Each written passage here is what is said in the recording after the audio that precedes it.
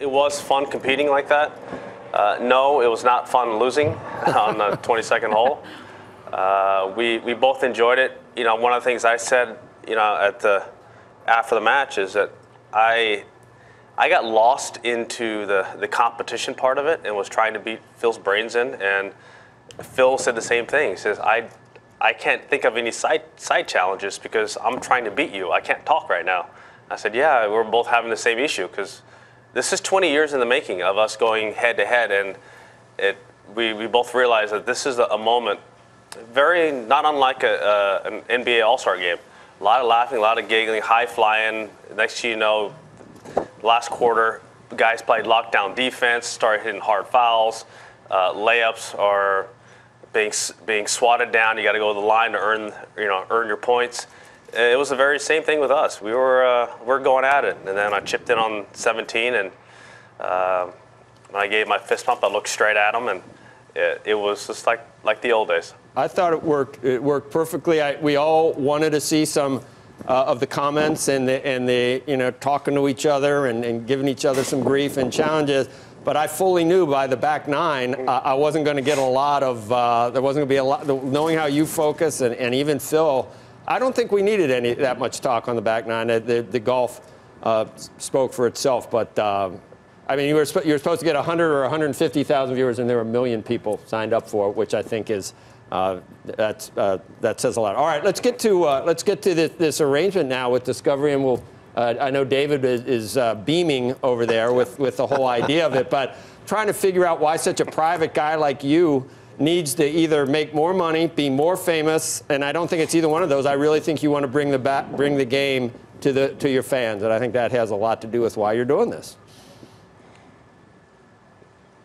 Yes, those two components are part of it, but I think the part that intrigued me the most is that I will have the ability for the very first time to talk directly to my fans and answer their questions, show them what I do. I can video a press conference per se and say, listen to all the silly questions I have to answer post round. Okay, now here are some real questions. What are your real questions? And I'll give you some real answers. Or I've been working on my game, like for instance at the Tour Championship. One of the things that we had nitpicked leading into the event was my bunker game. My bunker game was not quite up where it needs to be, and so Joey says, "Hey, we need to spend twice as much time in that bunker, even though the green is not situated well. It's not a very good green to hit bunker shots to, but you got to hit bunker shots to get used to the sand." So okay, so I spent probably 3 times as much time I normally am in a bunker every single day. No one ever picked up on that, but that's something that I could tell all of our viewers and the people who are following me, things that I needed to do to get better. And at the end of the day, I didn't get up and down. Well, the only time I did not get up and down, which was the last hole of the tournament, and when the tournament was already over. So that's basically what won me the event. The fun thing for me, I think, Tiger, as you and I talked about, is this idea that we create something together with the PGA Tour and Jay that goes to the next level, bringing in young kids that can.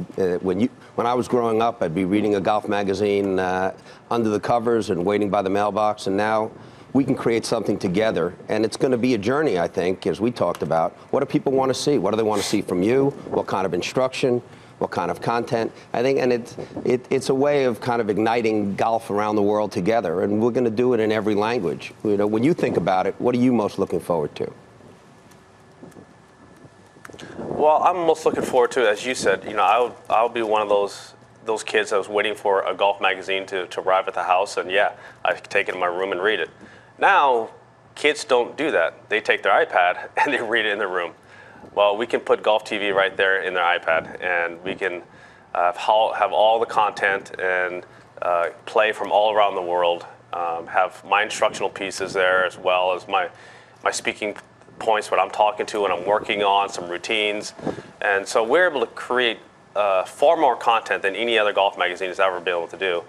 And it's on a global level. So put all that in one spot, and Golf TV is going to be a home run. Hey, Tiger, I'm curious. I'm curious about this moment in time, which is to say, I always thought of you as a very private person, and this is an opportunity for people to come behind the scenes with you in a way that they haven't done before. How much do you think that is about your own personal journey and getting to a place where you wanted to let people in, if you will, and how much of that is something that speaks more to even the transformation of media and social media and the direct connection that people now have between athletes and celebrities like yourself and their fans? Yeah, you know, the world has changed. It certainly is evolving very quickly with the advent of social media. This is a way for me to have direct connection to the fans. And yes, I will show some stuff that is behind the scenes, but it's controlled. You know, it's on my terms. It's not someone hopping over the fence and invading one of my practice sessions. You know, that's what it sometimes feels like. Somebody filming from the bush over there and then posting it online. We've had that a few times at my home course. It's not going to be like that. This is, hey guys, come on in. This is what we do. This is what I'm working on. These are shots I think that may help. I'll ask the viewers out there, what would you like me to do or demonstrate? And it'll be interactive. And I think that's the fun part, is that I want people to learn and grow in the game. I want them to be able to feel like after they watch golf TV and all the golf around the world, or watch my instructional pieces and some of my other content, that they feel like they're a better player. And ultimately, hopefully we can draw a new youngness and a new demographic to the game of golf as well.